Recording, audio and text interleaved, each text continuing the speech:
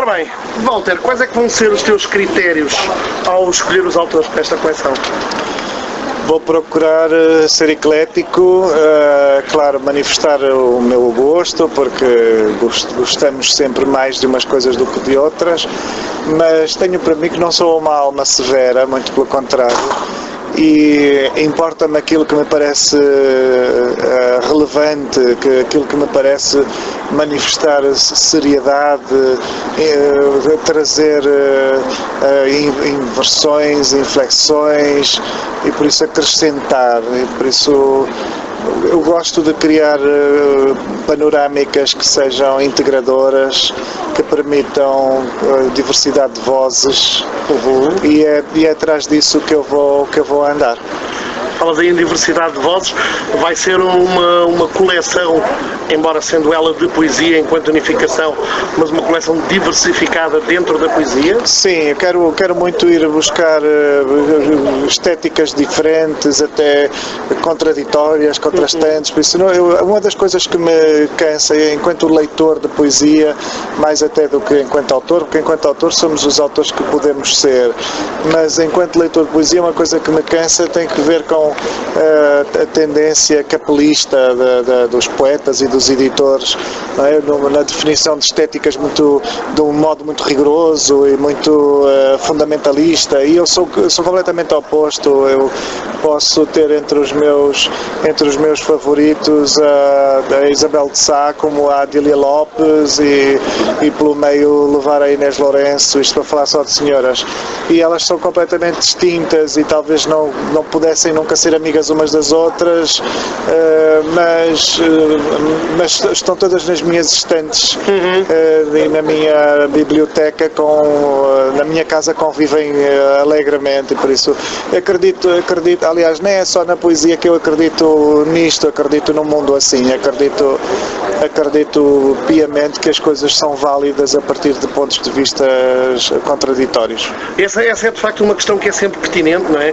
Ainda mais quando falamos de uma coleção de poesia dirigida por alguém que começou por ser essencialmente um poeta. É verdade. Como é que vai ser conciliar essas escolhas com a tua naturalíssima afinidade pessoal perante a poesia? Sim, eu não só, enfim, eu gosto das coisas que não são feitas por mim, desde logo, gosto das coisas que não têm nada a ver com as minhas, e por isso eu também costumo dizer que para escrever o que eu escrevo estou cá eu, por isso não procuraria outra pessoa para fazer o que eu faço, nem para repetir, nem para ser redundante, nem para ser parecido, e então para mim decorre da natureza, não é? Decorre da natureza dos meus interesses, ou será com toda a naturalidade que estarei atento e que estive sempre atento aos poetas que não fazem rigorosamente nada do que eu faço, e por isso que são outro tipo de poeta.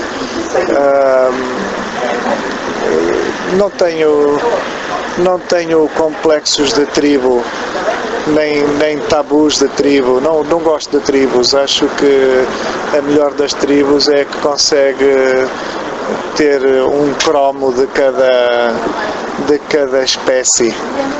Estamos a falar de uma coleção de poesia de autores portugueses? Apenas? Substancialmente de autores portugueses, mas eu quero muito conquistar algumas traduções, quero muito, talvez de início, porque estamos a falar num mercado cada vez mais restrito, não é?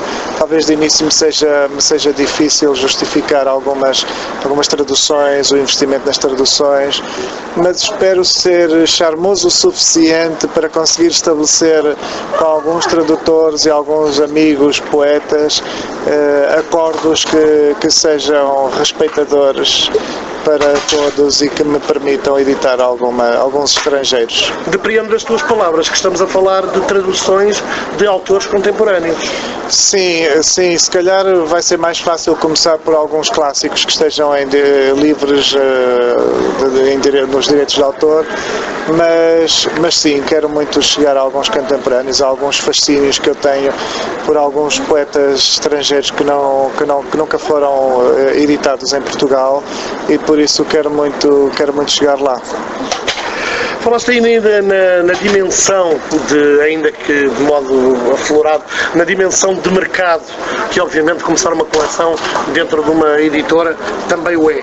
Publicar poesia hoje é de facto desafiar quase uma versão mercantilista do mundo do livro e da edição. Ou é também uma forma de integrar e promover a poesia em crescendo e com alguma ambição de ampliar o leque de leitores? Eu quero muito acreditar que posso colocar um pouco ao serviço da poesia a visibilidade que consegui através da prosa, não é? E por isso não é inocente ou não é ingenuamente que me proponho curar uma coleção de poesia. Eu continuo a saber quem sou e estou muito grato por isso, e por isso tento aproveitar essa mais-valia dessa visibilidade para porem ao serviço dos poetas em que eu acredito. Por outro lado, também não tenho a validade de achar que vamos criar aí uma evangelização ao ponto de mudar o mundo.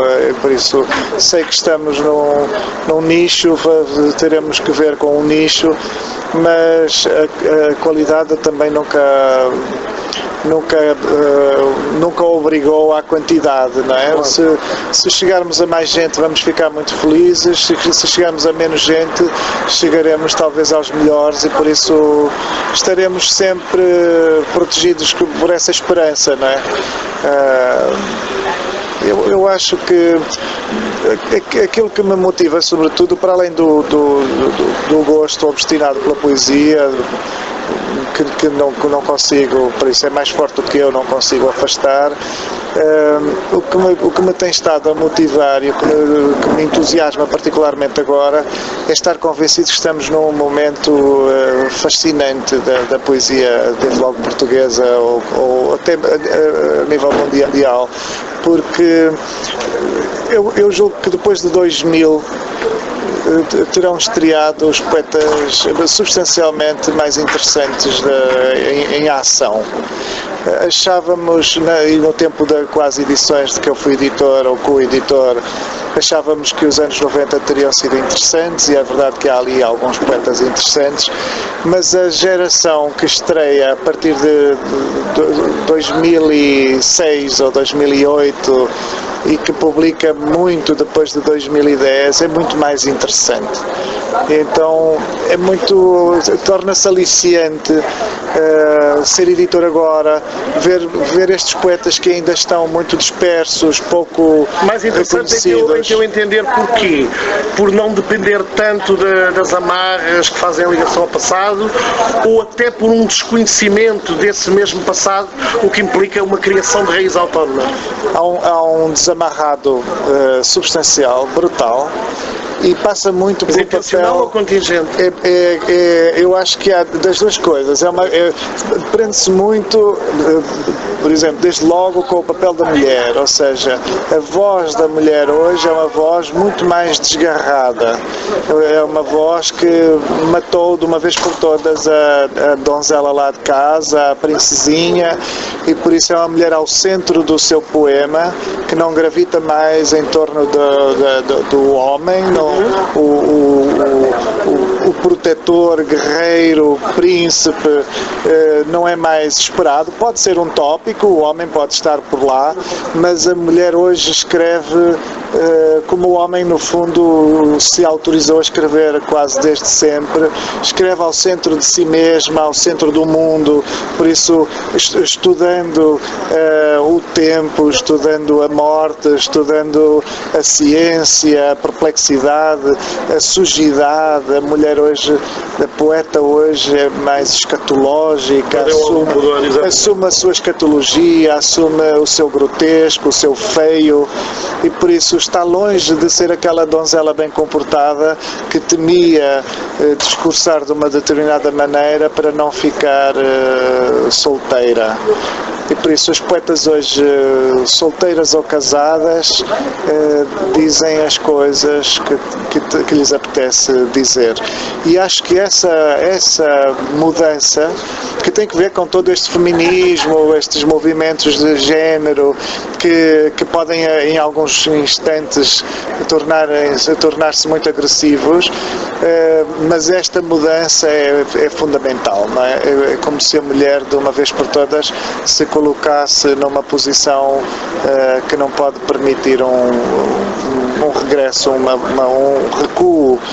E por isso é de facto é possível criar agora uma panorâmica na poesia que é muito mais urgente, muito mais importante para o pensamento do que acontecia nos anos 90. Nos anos 90, na verdade, se pensarmos bem, fomos todos um pouco burgueses e a poesia, por mais angustiada que ela seja, até a sua natureza eventualmente depende da angústia, mas a poesia, por mais angustiada que fosse, era também um exercício que aqui e acolá acusava muito defeito burguês.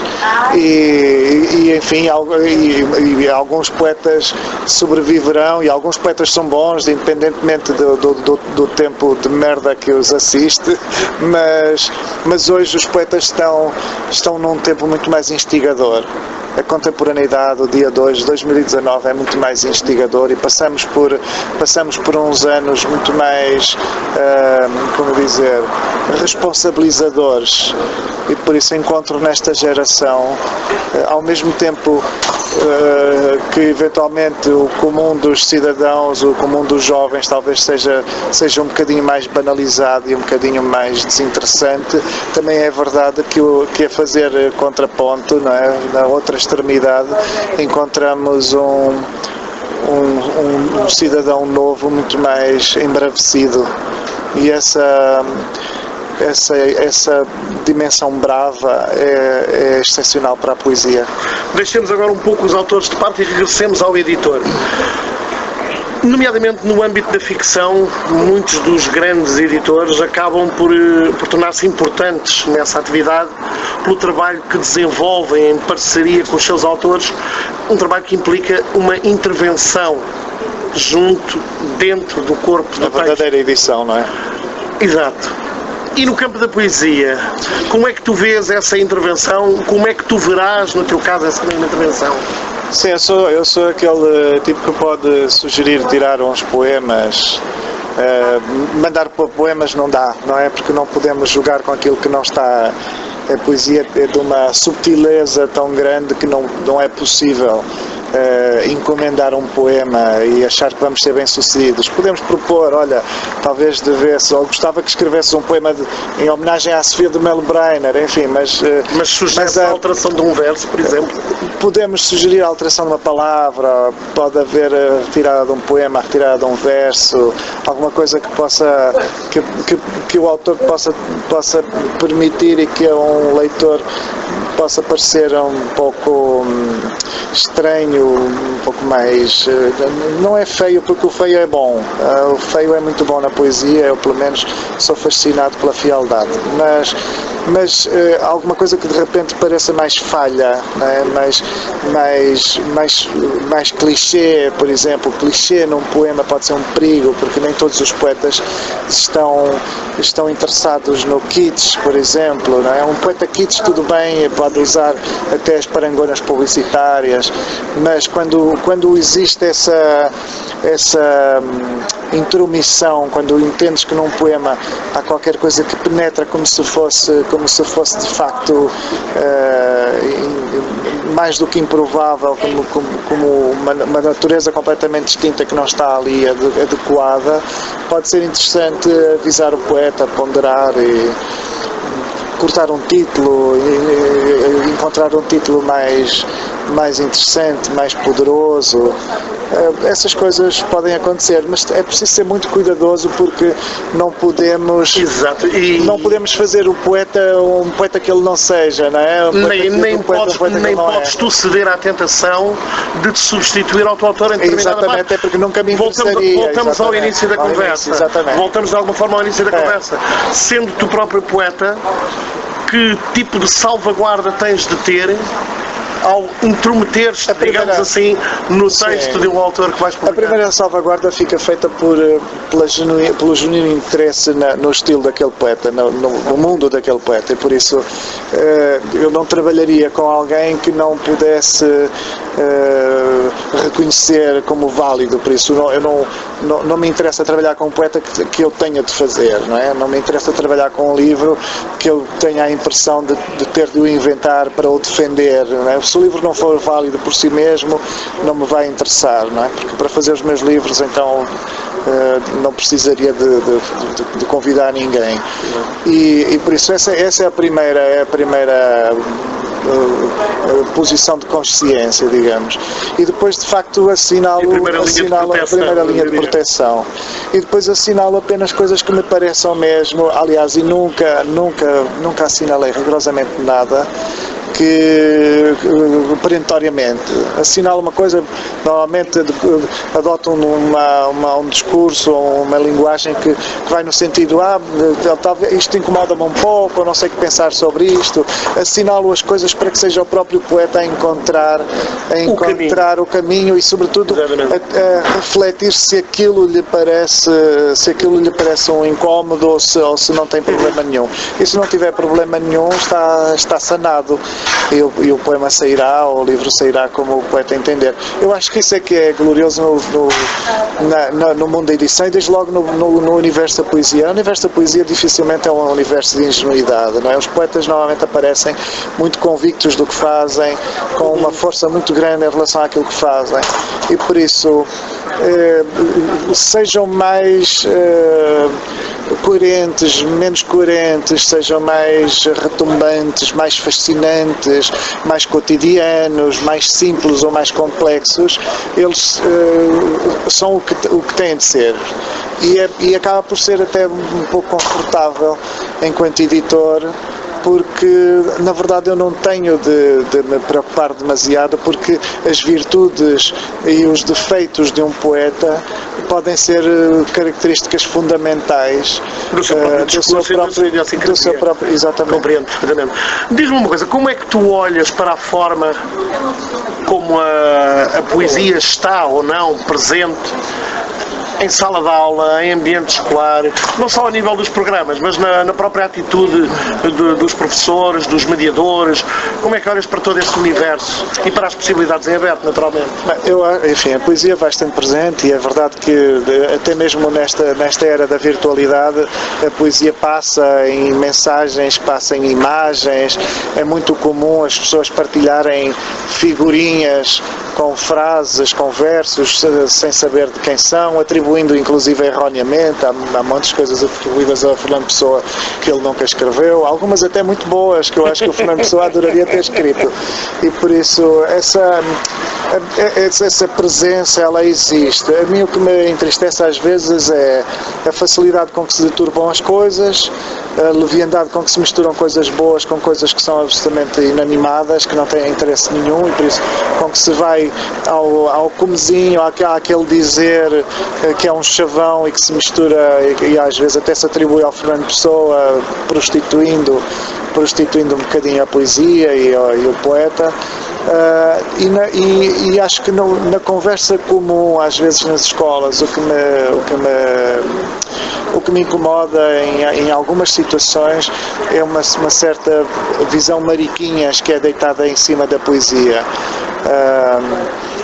E eu não preciso de dizer que a poesia é para machos, porque não me interessa para quem ela seja, mas a poesia não é de facto uma forma de mariquice nenhuma. É uma arte do pensamento, é talvez a mais profunda forma de pensar. E por isso, para mim, ela está à altura dos que querem conhecer e dos que querem saber melhor, saber mais. Mas então entender o que é que se poderia fazer a nível do universo escolar para que houvesse essa visão sobre a poesia? Usar a poesia como ciência. Usar a poesia como ciência, porque ela é uma forma de sapiência, é uma forma de conhecimento, ela explica constantemente, nos explica ao mundo. Não seriam as grandes figuras da cultura de todos os países poetas se não fosse assim. Não teríamos como grande rosto de Portugal o Camões e como grande rosto depois do Camões o Fernando Pessoa, se não fosse a poesia uma forma de conhecimento e de identidade de um povo. E por isso o colocar a poesia nesse lugar de ciência, digamos assim, uma ciência estranha, uma ciência que nos escapa constantemente, mas que indubitavelmente nos ilumina. Por isso, longe de ser um adorno, longe de ser um enfeite para encantar donzelas, até porque as donzelas hoje estão muito desinteressadas em serem tratadas enquanto tal. Voltamos à conversa da pouco. Exatamente, e por isso, longe disso, a poesia precisa ser tratada como uma forma de conhecer o mundo e de pensar o mundo, e por isso como um instrumento de lucidez. Diz-me uma coisa, acabaram de ser lançados os primeiros 3 títulos desta coleção. Há alguma coisa que esteja na calha e que possas adiantar?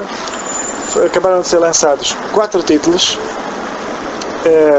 O José Rui Teixeira com a Autópsia, a Isabel de Sá com O Real Arrasa Tudo, a Andréa Cefaria com A Alegria para o Fim do Mundo e o Luís Costa com Amar o Tempo das Grandes Maldições. Às vezes confundo nos títulos e agora estava a dizer isto e assim vou fazer borrada, mas consegui dizer os títulos todos. São enormes ainda por cima hoje em dia, mas seguiremos agora. É a vantagem de estarmos a fazer esta entrevista descontraídamente numa esplanada à beira-mar durante as correntes escritas e não num estúdio com 300 papéis e apontamentos à frente. E a atrapalhar. Essa é a vantagem. Mas vamos seguir agora com a obra poética completa do Artur de Cruzeiro Seixas, que é um autor com quem eu trabalhei no tempo da Quasi.